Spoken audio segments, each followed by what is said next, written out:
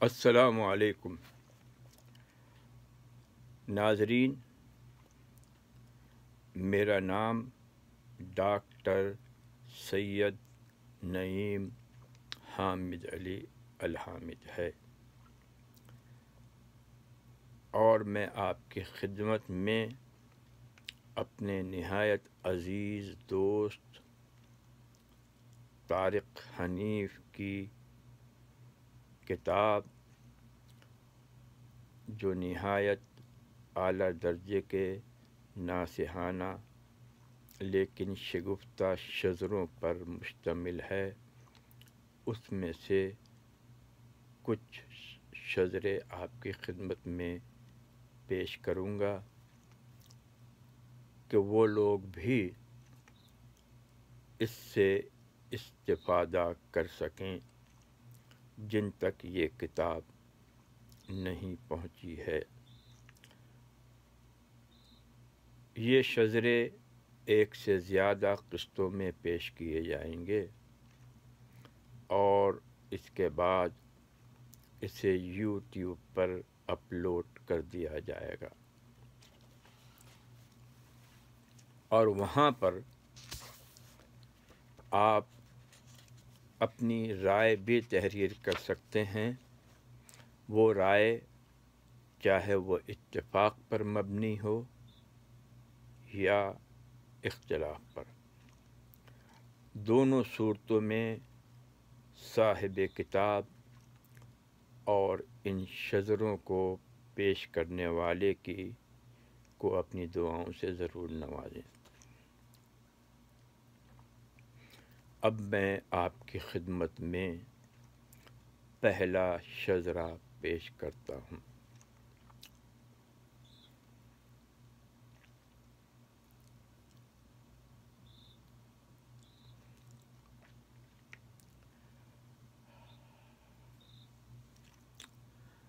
عنوان ہے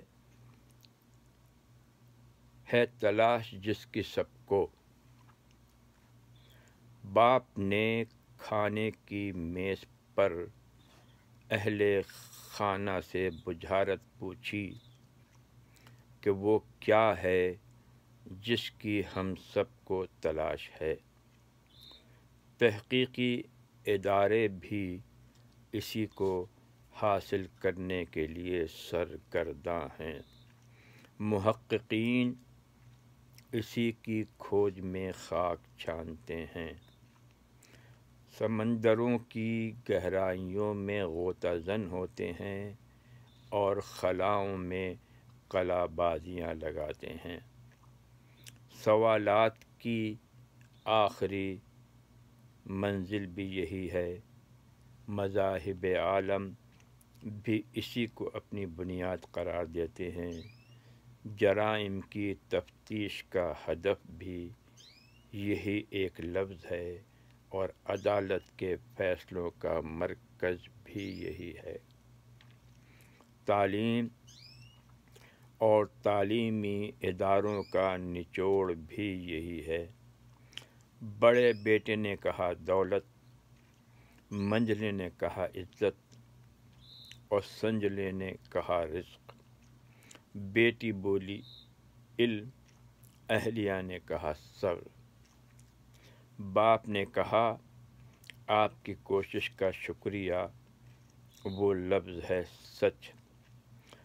یہی پوری کائنات کی جان ہے۔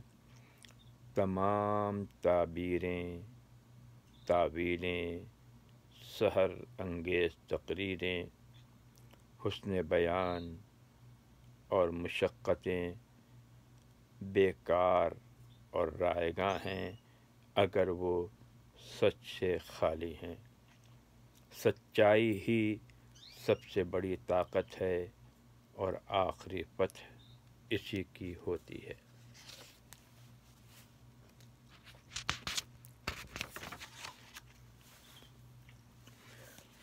دوسرا شزرہ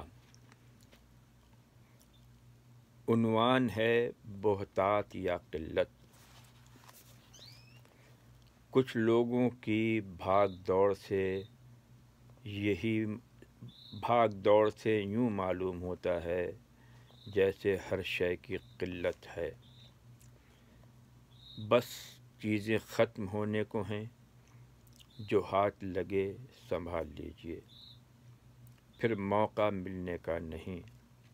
جو مل گیا وہ آپ کی ہمت ہے، اور جو نہ ملا وہ نالائقی ہے۔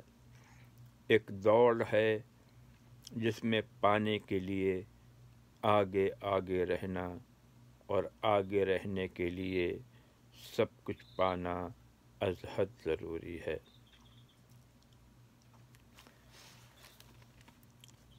مفلس ذہنیت کے یہ لوگ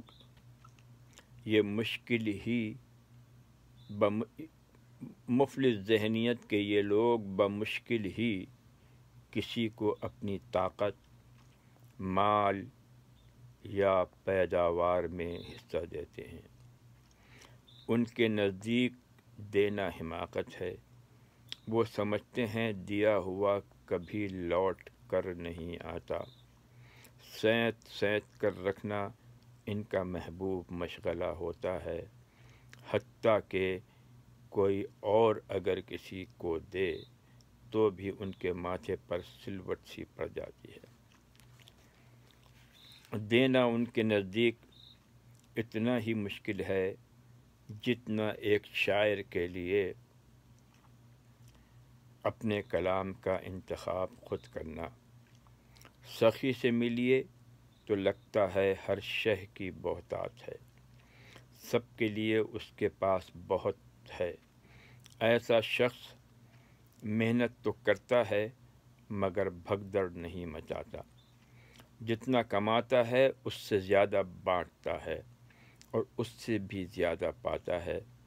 اس کے ماتھے پر مسکراہٹ کا تاج جگمگاتا ہے، اور دل میں طمانینت کے احساس کی نوابی نشست جمتی ہے۔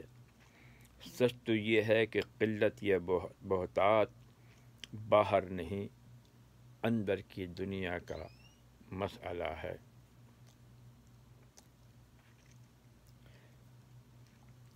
تیسرا شجرہ، طلب اور بے کیفی۔ طلب ہی قدر کا پیمانہ ہے۔ جہاں طلب بھرپور طرح سے پوری ہو جائے تو قدر جاتی رہتی ہے۔ پیاسا کنویں کی طرف منہ کر کے چلتا ہے، اور جب طلب پوری ہو جاتی ہے تو اس کی طرف پیٹھ موڑ لیتا ہے۔ طلب کو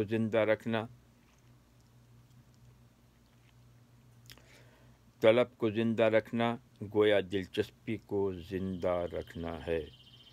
اگر پیاسے کو پانی پلانا نیکی ہے تو اس کی کچھ پیاس زندہ رکھنا دوہری نیکی ہے۔ اس سے ضرورت بھی پوری ہو جاتی ہے اور نعمتوں کی قدر بھی قائم رہتی ہے۔ اپنی اور دوسروں کی طلب اور پیاس ہمیشہ زندہ رکھیے۔ پیاس کی تسکین ضرور کیجیے، مگر ذرا تھم کے۔